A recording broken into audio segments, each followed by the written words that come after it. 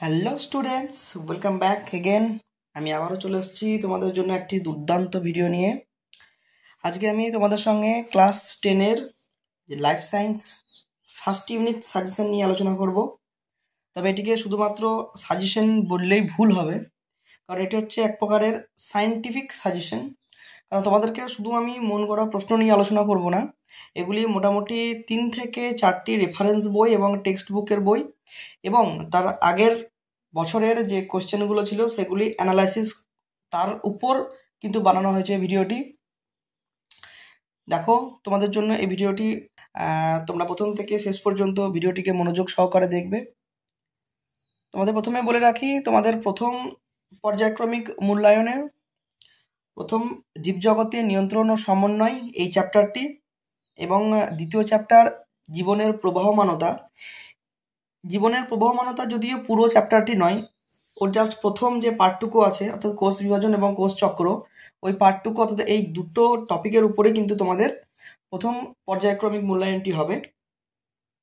তোমরা প্রত্যেকে জানো তোমাদের সেখানে 40 নম্বরের পরীক্ষা হয়ে থাকে। এবার প্রথমেই বলে রাখি তোমাদের, এটা যেহেতু প্রত্যেকটি স্কুলের আলাদা আলাদা ওয়াইজ পরীক্ষা হয় এবং প্রত্যেকটি স্কুলের নিজস্ব যে স্যার বা ম্যাম যারাই থাকেন তারা কিন্তু নিজস্ব প্রশ্ন করেন নিজের মতামত অনুযায়ী, এবং কিছু কিছু স্কুল আসে তারা কিন্তু বাইরে থেকে কোশ্চেন কিন্তু কোনো একটি সংস্থা থেকে কিন্তু কিনেও নেয়। তো সবার আগে সাজেশনটি শেয়ার করার আগে আমি বলে রাখি যে সকলের তোমাদের স্কুলের স্যার বা ম্যাম যে প্রশ্নগুলিকে ইম্পর্টেন্ট বলে তোমাদেরকে বলে দেবেন সেইগুলি সবার আগে ভালো করে করবে, তারপর আমার এই সাজেশনটিকে ফলো করবে।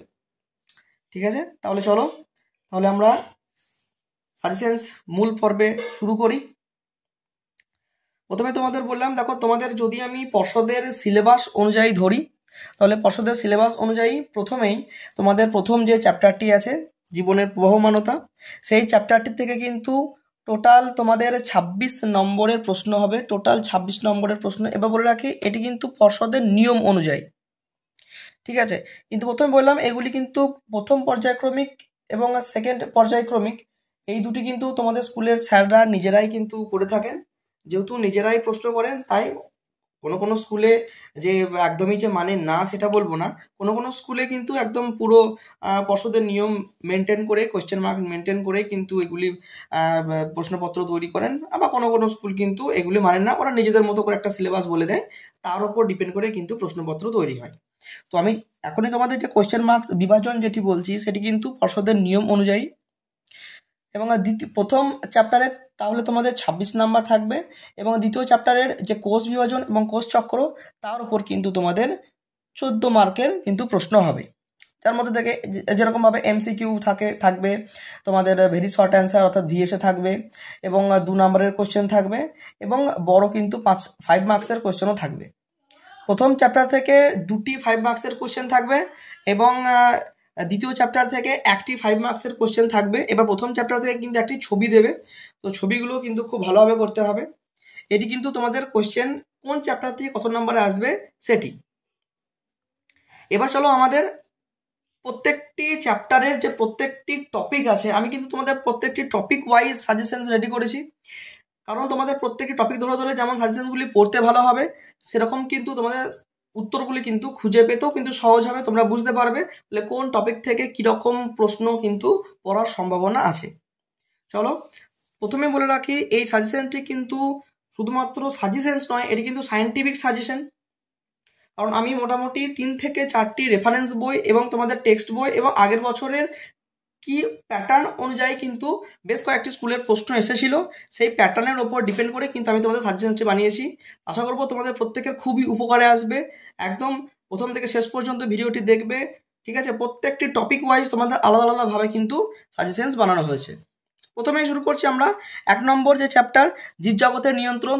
দেখো প্রথমে এই জীবজগতের নিয়ন্ত্রণ সম্পর্কে বলে রাখি, তোমাদের এই যে লাইফ সায়েন্সের সাজেশনস এটা কিন্তু বড় কোশ্চেনের উপর, বড় কোশ্চেন বলতে 2 এবং 3 নম্বরের উপর, কারণ 5 নম্বরের কোশ্চেন যেটি বললাম সেটি কিন্তু খুব বড় কোশ্চেন, 5 নম্বরের ফুল 5 মার্কসের মতো কিন্তু আসে না, এটি কিন্তু 3+2 বা 2+3 এরকম করে কিন্তু দেয়, ঠিক আছে। তাহলে 5 মার্কসের প্রশ্নটা 2+3 অথবা 3+2 এই হিসেবে কিন্তু দেয়, সেজন্য কিন্তু 2 এবং 3 নম্বরের কোশ্চেনগুলো পড়লে মোটামুটি 5 নম্বরের কোশ্চেন কিন্তু আমাদের কভার হয়ে যায়। সেজন্যই কিন্তু আমি এখানে 2-3 নম্বরের প্রশ্নগুলোই তোমাদের কিন্তু আলোচনা করব। তোমাদের প্রথমে বলে রাখি, প্রথমে আমাদের যে চলন 1 নম্বর চ্যাপ্টার জীবজগতের নিয়ন্ত্রণ, তার প্রথম টপিকই হচ্ছে আমাদের চলন। দেখো চলন থেকে মাত্র আমি 3টি প্রশ্ন রেখেছি, তোমরা চলন থেকে এই 3টি প্রশ্ন করে যাও। যদি 2 থেকে 3 নম্বরের মানের কোনো প্রশ্ন আসে, এই 3টি প্রশ্নের মধ্যে কিন্তু কমন পেয়ে যাবে। এবং শর্ট কোশ্চেনগুলো তোমাদের খুব ভালোভাবে প্র্যাকটিস করতে হবে। 1 নম্বরের এমসিকিউ এবং 1 নম্বরের যে শূন্যস্থান পূরণ ম্যাচিংগুলো দেয়, তার জন্য তোমাদের আমি কোশ্চেন ব্যাংক পেপার সলভ করেছিলাম। তো কোশ্চেন ব্যাংকের দেখবে শুধুমাত্র কোশ্চেন ব্যাংকের কোশ্চেন নয়, ওর সঙ্গে কিন্তু যাবতীয় আরও প্রচুর এক্সট্রা ইনফরমেশান আমি দিয়েছি। তো সেই ভিডিওগুলো অন্তত পরীক্ষার আগে একবার হলেও দেখে যাবে, তাহলে তোমাদের দেখবে শর্ট কোশ্চেনের উপর থেকেও অনেকটা ভয় কমে যাবে এবং অনেক প্রশ্ন কিন্তু তোমরা সেখান থেকে কিন্তু কমন পেয়ে যাবে। তাহলে চলন থেকে আমাদের 3টে প্রশ্ন তোমাদের খুবই ইম্পর্টেন্ট। একটি ট্রপিক, ন্যাস্টিক এবং ট্যাকটিক চলনের পার্থক্য, খুবই ইম্পর্টেন্ট প্রশ্নটি।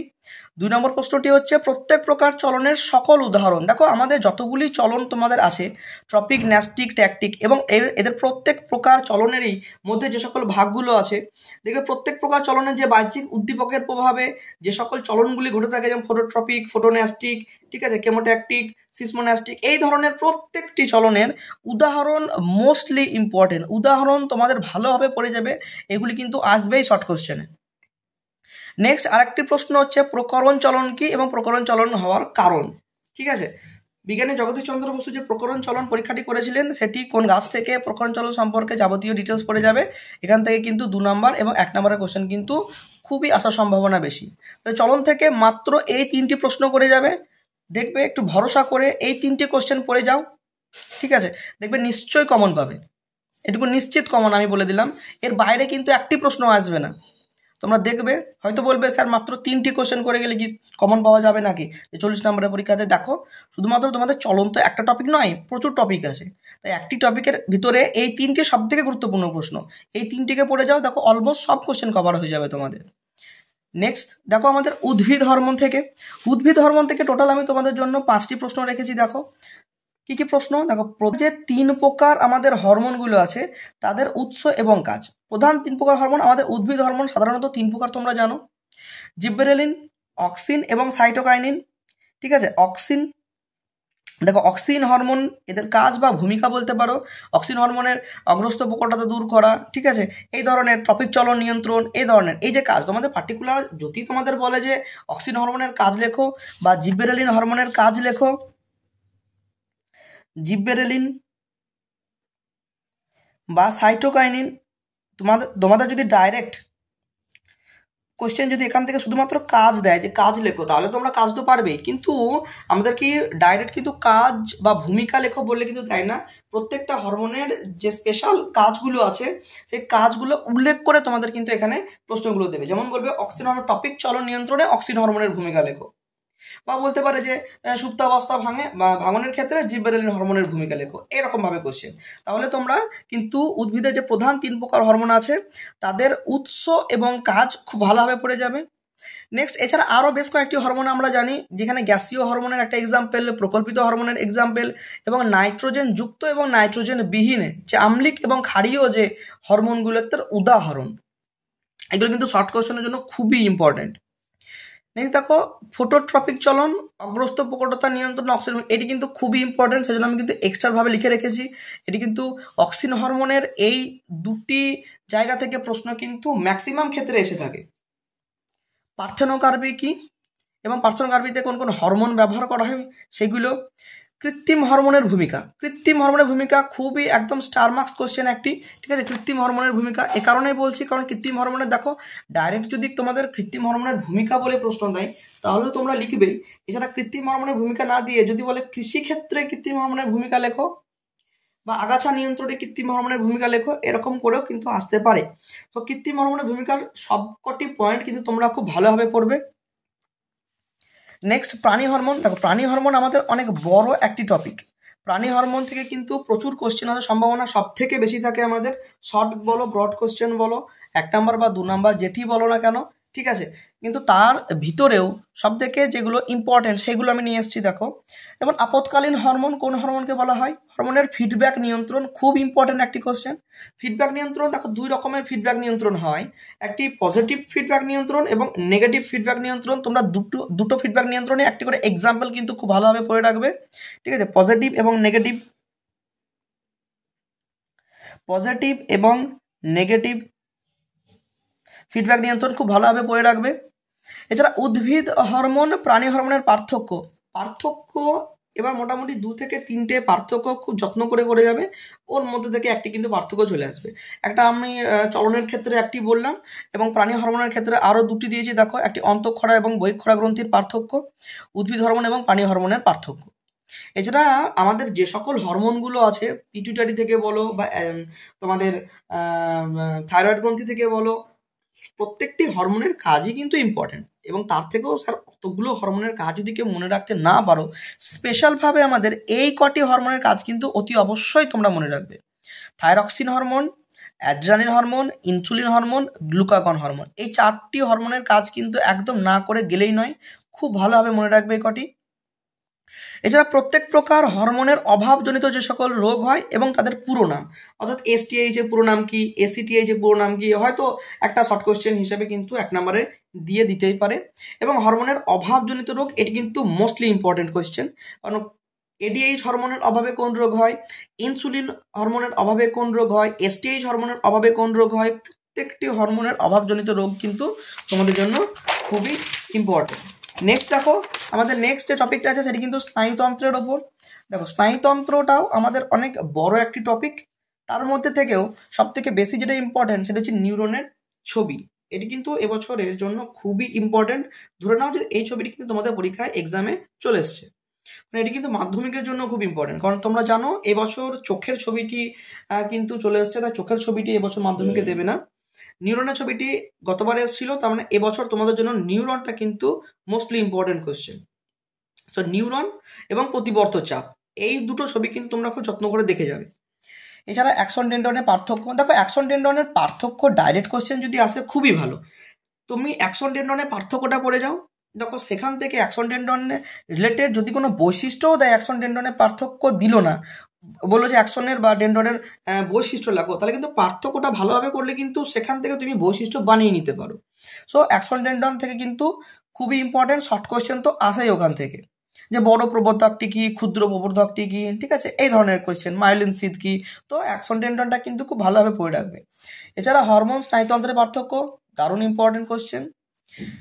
4 নম্বর কোশ্চেনটা হচ্ছে স্নায়বিক নিয়ন্ত্রণের পথ। স্নায়বিক নিয়ন্ত্রণের পথ বলতে কি, প্রথমে আমাদের কোনো একটা গ্রন্থিতে, হ্যাঁ ঠিক আছে, যে কোনো স্নায়ু উদ্দীপনা দিল এবং সেখান থেকে কিভাবে কোন পথের মাধ্যমে আমাদের কেন্দ্রীয় স্নায়ুতন্ত্রে প্রেরিত হয় এবং সেখান থেকে কোন পথের মাধ্যমে পুনরায় আবার ইফেক্ট বা কারকে ফিরে আসে, এই যে তীরচিহ্ন দিয়ে দিয়ে অর্থাৎ রেখাচিত্রের মাধ্যমে তোমরা কিন্তু এটি খুব ভালোভাবে পড়ে রাখবে। এটি কিন্তু খুব সুন্দর একটি শর্ট কোশ্চেনের ভিতরেও কিন্তু আসতে পারে। করোটি স্নায়ু, সুষুম্না স্নায়ুর সংখ্যা, মোস্ট ইম্পর্টেন্ট কোশ্চেন। করোটি স্নায়ু, সুষুম্না স্নায়ুর সংখ্যা কিন্তু পরীক্ষাতে ধরে নাও যে চলে এসছে দুটোর মধ্যে একটি। স্নায়ুকোষ, স্নায়ুতন্ত্র, স্নায়ুতন্ত্রের আন্তঃসম্পর্ক, দেখো এই কোশ্চেনটি আমি দিয়েছি কারণ খুব ইম্পর্টেন্ট একটি কোশ্চেন, যদিও এই কোশ্চেনটি এবছর মাধ্যমিকে কিন্তু চলে এসেছিল কোশ্চেনটি। সো এই কোশ্চেনটি কিন্তু ইম্পর্টেন্ট হলেও যেহেতু চলে এসছে, তো যদি মাধ্যমিক পরীক্ষায় বলো তাহলে কিন্তু এই কোশ্চেনটি আসবে না, এটুকু আমি বলতে পারি যে আসবে না। কিন্তু যেহেতু স্কুলের কোশ্চেন, তো স্যার ম্যামরা হয়তো দিয়ে দিতেও পারে, সেই অর্থে কিন্তু সেফ হ্যান্ড হিসেবে এইটি কিন্তু করে রাখবে। নেক্সট, প্রত্যেক প্রকার স্নায়ুর উদাহরণ, মোস্টলি ইম্পর্টেন্ট। শর্ট কোশ্চেন বলো, ম্যাচিং বলো, এমসিকিউ বলো, শূন্যস্থান পূরণ বলো, স্নায়ুর এক্সাম্পল কিন্তু আসবেই আসবে। বললে একটি মিশ্র স্নায়ুর উদাহরণ দাও, ঠিক আছে, এরকম টাইপের কোশ্চেন। সাইন্যাপস কি, নিউরো ট্রান্সমিটার কি, সাইন্যাপস কি, খুবই ইম্পর্টেন্ট সাইন্যাপ, এবার নিউরো ট্রান্সমিটার কি, বা নিউরো ট্রান্সমিটার একটি এক্সাম্পল খুব ভালোভাবে পড়বে, পরীক্ষা কিন্তু এক্সাম্পলগুলো খুবই আসার সম্ভাবনা বেশি। নেক্সট তোমাদের দেখো মস্তিষ্ক টপিক, যদিও মস্তিষ্ক এবং প্রতিবর্ত স্নায়ুতন্ত্রের আন্ডারে পড়ে, কিন্তু আমি সেগুলোকে আলাদাভাবে কিন্তু টপিক ওয়াইজ করেছি, যাতে তোমাদের প্রশ্নের উত্তরগুলো খুঁজতে খুবই সুবিধা হয়। মোস্টলি ইম্পর্টেন্ট কোশ্চেন মস্তিষ্ক থেকে তোমরা প্রধানত এই 3টে কোশ্চেন করলে কিন্তু কমন পেয়ে যাবে, এটুকু একদম 100% ধরে রাখো যে কমন, একদম mostly important question. Thalamus, hypothalamus, pons, সুষুম্না শীর্ষকের কাজ, চলে এসছে। তোমাদের এই চারটের মধ্যে একটি কিন্তু মোস্টলি পরীক্ষায় আসবেই আসবে। ধরে নেবে তোমরা এখান থেকে শর্ট কোশ্চেনও পেয়ে যাবে। এই যে বড় কোশ্চেনগুলো আমি তোমাদের 2-3 নম্বরে দিয়েছি না, শর্ট কোশ্চেন কিন্তু এর ভিতর থেকেই আসে। তা শর্ট কোশ্চেন তোমরা এক্সট্রাভাবে যদি কেউ প্র্যাকটিস নাও করো, করতে পারলে তো খুবই ভালো, ওর থেকে তো ভালো জিনিস তো আর হয় না। কিন্তু কেউ যদি নাও পারো যে কোন শর্ট কোশ্চেনগুলো পড়বো, অন্ততপক্ষে এই কোশ্চেনগুলো পড়ে যাও। এর ভিতর থেকেও কিন্তু শর্ট কোশ্চেন তোমরা কিন্তু 4-5 নাম্বার ইজিলি কমন পাবেই পাবে, তার বেশিও পাবে, তার কম পাবে না। নেক্সট দেখো গুরু মস্তিষ্ক লঘু মস্তিষ্কের পার্থক্য এবং এদের কাজ। গুরু মস্তিষ্ক কোন কাজে সাহায্য করে, লঘু মস্তিষ্ক আমাদের কোন কাজ করে, শর্ট কোশ্চেনে কিন্তু দেয় এগুলো। মেনিনজেস কি, সিএসএফ এর পুরো নাম, সিএসএফ কি জিনিস, এবং মস্তিষ্কের বিভিন্ন যে স্তর। হয়তো তোমাদের কোশ্চেনটা ঘুরিয়েও আসতে পারে, বলবে যে মস্তিষ্কের বাইরের থেকে ভিতরের দিকে স্তরগুলি বলো, বা ভিতর থেকে বাইরের দিকে স্তরগুলি বলো, বা মস্তিষ্কের আবরণকে কি কি বলা হয়, এই টাইপের কোশ্চেন মোস্টলি ইম্পর্টেন্ট, খুব ভালোভাবে করে যাবে। নেক্সট দেখো প্রতিবর্তক ক্রিয়া। প্রতিবর্তক ক্রিয়াতে আমাদের মাত্র আমি 4টে কোশ্চেন রেখেছি, তার মধ্যে একটি হচ্ছে প্রতিবর্তক ক্রিয়ার যে চাপের ছবিটি আছে সেটি খুব ইম্পর্টেন্ট। প্রথমে বললাম নিউরনের ছবি এবং প্রতিবর্তক চাপের ছবি মোস্ট মোস্ট মোস্ট ইম্পর্টেন্ট, তোমাদের কিন্তু একটি পরীক্ষায় আসবেই। প্রতিবর্তক ক্রিয়ায় প্রাত্যহিক জীবনে প্রতিবর্তক ক্রিয়া গৃহীত, খুবই ইম্পর্টেন্ট, একদম স্টার মার্কস লেভেলের কোশ্চেন। প্রতিবর্তক ক্রিয়া প্রবাহের পথ, যেভাবে তোমরা স্নায়ু প্রবাহের যে পথটি করলে সেভাবে কিন্তু প্রতিবর্তক ক্রিয়ার পথ সেম জিনিস। প্রত্যেক প্রকার প্রতিবর্তক ক্রিয়ার উদাহরণ, প্রত্যেক প্রকার প্রতিবর্তক ক্রিয়া, অর্থাৎ আমাদের যে সকল প্রতিবর্তক ক্রিয়া সাধারণত দুটো ভাগে ভাগ করা যায়, একটি সহজাত এবং অর্জিত, তার এক্সাম্পল কয়েকটি, ঠিক আছে, এক্সাম্পলগুলো পরীক্ষায় দেয়, অথবা একটি এক্সাম্পল তোমাদের হয়তো তুলে দিল, দিয়ে বললো এটি কোন ধরনের প্রতিবর্তক ক্রিয়া হবে, এই টাইপের কোশ্চেন মোস্ট ইম্পর্টেন্ট। মাত্র এই 4টি প্রশ্ন পড়ে যাও, যদি প্রতিবর্তক ক্রিয়া থেকে কোনো কোশ্চেন দেয় এই 4টির ভিতরেই কমন পাবে। নেক্সট আমাদের চোখ। চোখ থেকে এক নেত্র দ্বিনেত্রর পার্থক্য, এটা কিন্তু সব থেকে ইম্পর্টেন্ট। এবছর কিন্তু পার্থক্য কিন্তু আসবে তোমাদের, এক নেত্র দ্বিনেত্রর পার্থক্য এবছর পরীক্ষাতে কিন্তু আসেনি, তো তোমাদের বেলায় আসার সম্ভাবনা খুবই বেশি।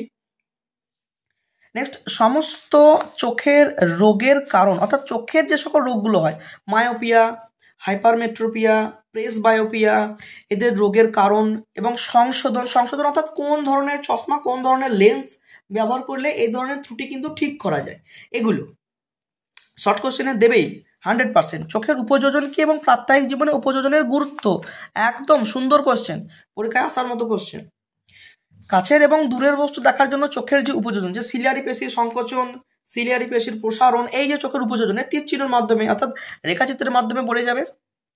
এছাড়া বিভিন্ন অংশের কাজ, বিভিন্ন চোখের যে বিভিন্ন অংশগুলো আছে, প্রতিসরক মাধ্যম বলো, ঠিক আছে, বা চোখের হয়তো বললো রেটিনাতে কোন ধরনের প্রতিবিম্ব কোথায় গঠিত হয়, ইয়েলো স্পট, ঠিক আছে, অন্ধবিন্দু, এই ধরনের টাইপের কোশ্চেন, এগুলো খুব ভালোভাবে পড়ে যাবে।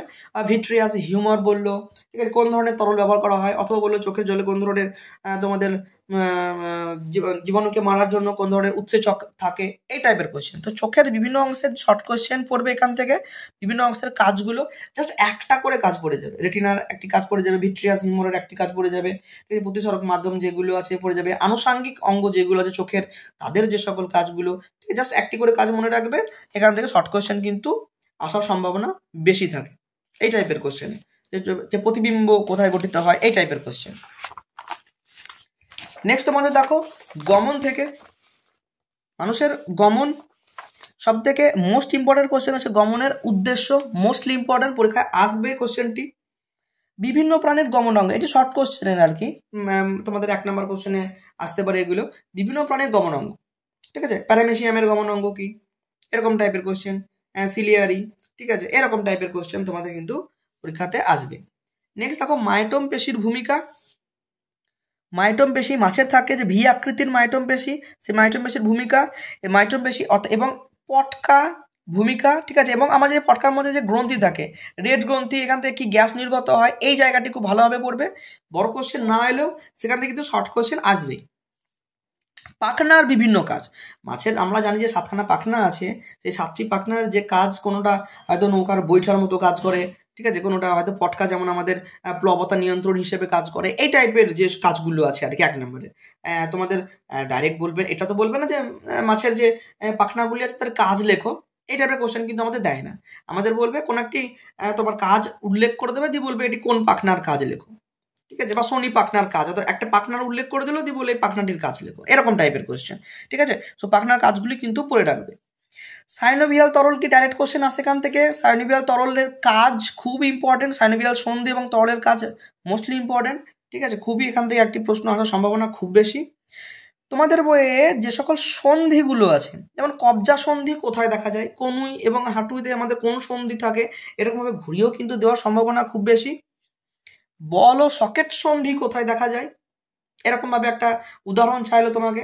অথবা তোমাকে এটা বলতে পারে যে ঘুরিয়ে যে কাঁধে কোন ধরনের সন্ধি দেখা যায়, তখন তোমাকে বলতে বলো সকেট সন্ধি। তো এই টাইপের কোশ্চেন, সন্ধিগুলো কিন্তু এক্সাম্পল মোস্টলি আসে, ঠিক আছে, উদাহরণ মোস্ট ইম্পর্টেন্ট এগুলো।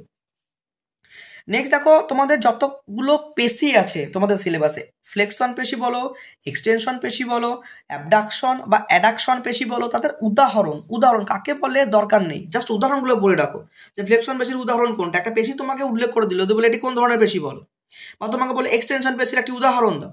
তো এই টাইপের কোয়েশ্চেন, ঠিক আছে, জাস্ট এক লাইনে পড়ে রাখবে জিনিসগুলোকে এবং উদাহরণ মোস্টলি পড়ে দেয়। ফ্লেক্সন পেশি জিনিসটা কি, জাস্ট এক লাইনে পড়ে রাখবে এবং তার দুটো এক্সাম্পল কি, একটা এক্সাম্পল যত্ন সহকারে মুখস্থ রাখবে, ভেরি ভেরি ইম্পর্টেন্ট। এটি গেল আমাদের 1 নাম্বার চ্যাপ্টারের প্রত্যেকটি টপিক ওয়াইজ তোমাদের আমি সাজেশন বলে দিলাম। সায়েন্টিফিক সাজেশন কিন্তু মোস্টলি এর বাইরে একটি কোশ্চেন আসবে না, যত্ন সহকারে এই কোশ্চেনগুলি করে যাও, 100% কমন পাবে। নেক্সট আমাদের দেখো আর 2 নম্বর যে চ্যাপ্টার, 2 নম্বর পুরো চ্যাপ্টারটি নয়, জাস্ট তোমাদের কোষ বিভাজন ও কোষ চক্রের টপিক থেকে আসবে। এই টপিক থেকে মোস্ট ইম্পর্টেন্ট যে কোশ্চেনগুলি আছে একটু দেখে নাও। দেখো আবারও বলছি, এখানেও ক্রোমোজোম, ডিএনএ, জিনের আন্তঃসম্পর্ক কোশ্চেনটি কিন্তু এবছর মাধ্যমিক কিন্তু চলে এসছে। সো তোমাদের কিন্তু আসার সম্ভাবনা একবারে যে নেই সেটা আমি বলবো না, কারণ যদি এটা মাধ্যমিকে বলো তাহলে আমি বলবো আসবে না, ঠিক আছে, সচরাচর আসে না রিপিটেড কোশ্চেন এগুলো। কিন্তু যেহেতু স্কুলের স্যার ম্যাম কোশ্চেন তৈরি করবেন, সো দেওয়ার সম্ভাবনা কিন্তু থেকেই যাচ্ছে। ওনারা যদি বাদ না দেয় যে আসার ফলে এবছর এসেছিল আসবে না, সো সেই হিসেবে কিন্তু আমি দিয়ে রাখলাম সেফ হ্যান্ড হিসেবে, ঠিক আছে। তো এটিও কিন্তু খুব ইম্পর্টেন্ট কোশ্চেন। দেখো মিওসিস মাইটোসিসের তাৎপর্য ভেরি ভেরি ইম্পর্টেন্ট, তাৎপর্য পরীক্ষাতে আসবেই, মাস্ট। পার্টিকুলার তোমাদের যদি ডাইরেক্ট কোশ্চেন দেয় তাৎপর্যগুলি লেখো তাহলে তো খুবই ভালো, তাৎপর্য না দিয়ে তোমাদের যদি পার্টিকুলার একটা পয়েন্ট উল্লেখ করে দেয়, বলে যে প্রজাতির ক্রোমোজোম সংখ্যা ধ্রুবক রাখা, ঠিক আছে, কোন কোষ বিভাজনের কাজ এবং সেটি সম্পর্কে তো 2-4 কথা তোমাদের বলতে হবে, তো এরকম টাইপের কোশ্চেন, ঠিক আছে। তো খুবই ইম্পর্টেন্ট। এবং আর একটি এখান থেকে 2 নম্বরের কোশ্চেন আসার সম্ভাবনা বেশি, যে মিওসিস এবং মাইটোসিস কোষ বিভাজন কাকে হ্রাস বিভাজন কাকে স্বদেশ বিভাজন বলা হয়, বা বলতে পারো যে মিওসিসকে হ্রাস বিভাজন কেন বলে হ্রাস বিভাজন, বা মাইটোসিসকে স্বদেশ বিভাজন কেন বলা হয়, ঠিক আছে, খুবই ইম্পর্টেন্ট 1 নম্বর। এবং 2 নম্বরে আসার সম্ভাবনা খুব বেশি। সেন্ট্রোমিয়ারের অবস্থান অনুযায়ী ক্রোমোজোমের শ্রেণীবিভাগ, অর্থাৎ কোনো সময় দেখবে তোমরা ক্রোমোজোমের এক্স্যাক্টলি মাঝখানে যখন সেন্ট্রোমিয়ারটি অবস্থান করে তার কি নাম হবে, এবং ক্রোমোজোমটি যখন এক্স্যাক্টলি মাঝখানে না থেকে যদি ক্রোমোজোমটি একটু উপরে বা নিচের দিকে অর্থাৎ আশেপাশে যদি থাকে সেক্ষেত্রে কী নাম হবে, যদি ক্রোমোজোমটি একদম প্রান্তে থাকে সেক্ষেত্রে কী নাম হবে। তো এই রকম টাইপের কোশ্চেন আর কি, সেন্ট্রোমিয়ারের অবস্থান অনুযায়ী ক্রোমোজোমের যে শ্রেণীবিভাগগুলো আছে সেরকম। ডাইরেক্ট তোমাকে কিন্তু সেন্ট্রোমিয়ারের শ্রেণীবিভাগ করো দেয় না, তোমাকে বলবে যে সেন্ট্রোমিয়ারটি যখন ক্রোমোজোমের মাঝখানে অবস্থান করে তখন এই প্রকার ক্রোমোজোমকে ড্যাশ ক্রোমোজোম বলা হয়, এরকম। সো মোস্টলি ইম্পর্টেন্ট, তোমরা যদি কেউ না পারো আমার কোশ্চেন ব্যাংক রিলেটেড যে ভিডিওগুলি দেওয়া আছে সেখানে কিন্তু শর্ট কোশ্চেন, শুধুমাত্র শর্ট কোশ্চেন নয়, বারবার বলছি, প্রচুর এক্সট্রা ইনফরমেশন এক্সট্রা ডিটেলস দিয়ে তোমাদের কিন্তু কোশ্চেনগুলো করানো হয়েছে। প্রত্যেকটা এমসিকিউ 4টে অপশানকেই কিন্তু তোমাদের ডিসক্রাইব করা হয়েছে, তোমরা দেখে নেবে, সেখান থেকে গিয়ে দেখে নিও। নেক্সট অ্যানাফেজ এবং প্রোফেজ দশার বৈশিষ্ট্য। দেখো তোমাদের কোষ বিভাজনের যে দশাগুলি আছে প্রত্যেকটা দশাই কিন্তু খুবই ইম্পর্টেন্ট, ঠিক আছে। এবার প্রত্যেকটা দশার বৈশিষ্ট্য মুখস্থ করা কিন্তু খুব একটা সহজ বিষয় তা নয়, অবশ্যই আমাদের বুঝে পড়তে হবে। এছাড়াও অ্যানাফেজ এবং প্রোফেজ এই দশা দুটি কেউ যদি প্রত্যেকটা দশা করতে পারো তো খুবই ভালো, নাও যদি পারো অ্যানাফেজ এবং প্রোফেজ দশার এই দুটি দশার বৈশিষ্ট্য অন্ততপক্ষে দেখে রেখো, খুব ইম্পর্টেন্ট। আসার সম্ভাবনা কিন্তু বাকিগুলোতে 20% থাকলেও এই দুটো আসার 80% সম্ভাবনা সব থেকে বেশি। G0 দশা কি, প্রত্যেক প্রকার দশায় যে সকল ঘটনাগুলো ঘটে, হয়তো বললো কোষ বিভাজনের কোন দশায় ক্রোমোজোম সংখ্যাকে গোনা যায়, বা কোষ বিভাজনের কোন দশায় হয়তো নিউক্লিয় পর্দার অবলুপ্তি ঘটে, নিউক্লিয় পর্দার আবির্ভাব ঘটে কোন দশায়, এই টাইপের শর্ট কোয়েশ্চেন মোস্ট তোমাদের আসবেই এখান থেকে, গ্যারেন্টি।